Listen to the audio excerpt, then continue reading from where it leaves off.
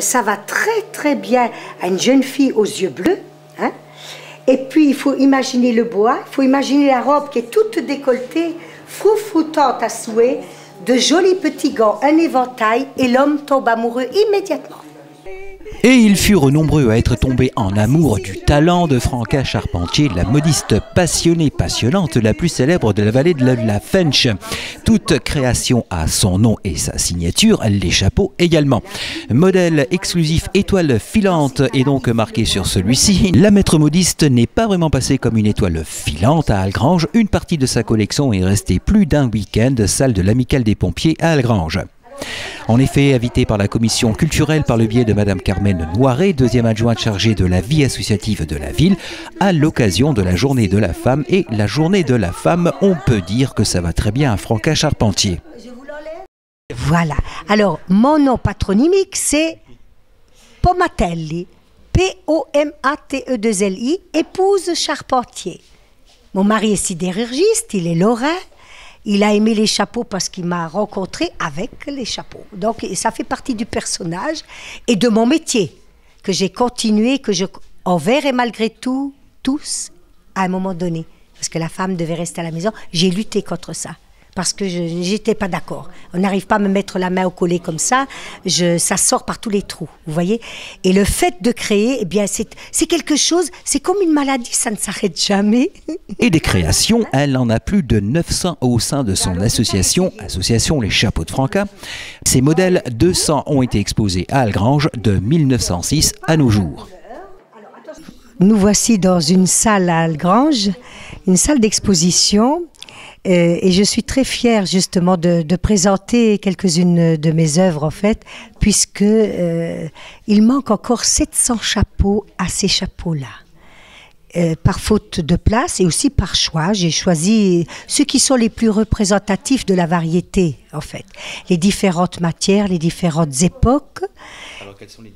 Bon, juste derrière moi, là, en 1906, le chapeau qui est sur le mannequin, parce qu'à ce moment-là, elle mettait beaucoup d'oiseaux, c'était des chapeaux très très volumineux. Et il ne faut pas oublier qu'elles travaillaient aussi, elles avaient des postiches qui facilitaient certaines formes de chapeaux.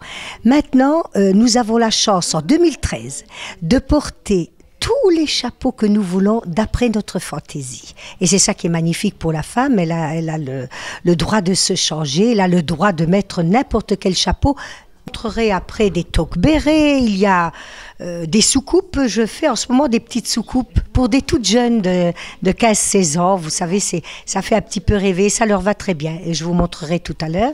Je réalise aussi des chapeaux pour les moments festifs, bien sûr, comme carnaval, les Catherinettes. Moi, ce que j'aime, c'est l'alliage de plusieurs tissus, de plusieurs matières. Et j'aime découvrir des matières et faire des chapeaux avec des matières nouvelles. J'ai déjà fait des chapeaux avec des bouteilles de Coca-Cola, que je vous montrerai tout à l'heure.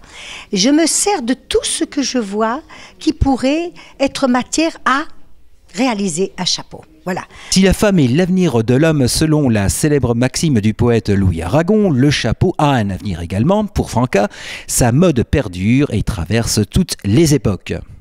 Il a plus qu'un bel avenir. Il a vraiment quelque chose que nos petits n'ont encore pas vu. Mais si ça prend un essor comme je le souhaite, eh bien, parce que la mode ne meurt jamais, la mode fait un tour et revient, ça va être quelque chose de beau. Et surtout, ce que j'aimerais, c'est que ce soit créateur d'emplois. Voilà. Vous ne pouvez pas vous imaginer, mais pour moi, en ce moment de crise, eh bien, c'est là que l'être humain cherche encore plus à faire. C'est là que le cerveau travaille davantage parce que tout n'est pas facile. Eh bien, je souhaite que ce métier-là ressurgisse. Et c'est pour ça aussi que j'ai fondé une association. Alors, c'est une association pour la sauvegarde du métier de modiste. Et donc, je suis amenée par tous les moyens, par des moyens de défilés. Je réalise des défilés intergénération, tout ça. Mais c'est pour parler du chapeau, pour parler du métier à nos jeunes, en disant qu'il ne faut pas baisser les bras. Si vous ne réussissez pas à un tel âge, eh bien, il y aura bien un moment où ça vous sourira. Mais jamais baisser les bras, ça c'est impossible. Beau message d'optimiste donc de l'artiste modiste. Quoi qu'il en soit, sur l'ensemble du week-end dédié à l'élégance de la femme, plus de 400 visiteurs de toute la vallée se sont rendus à l'expo, admirant les nombreux modèles de chapeaux et bien sûr tirer le leur à l'artiste.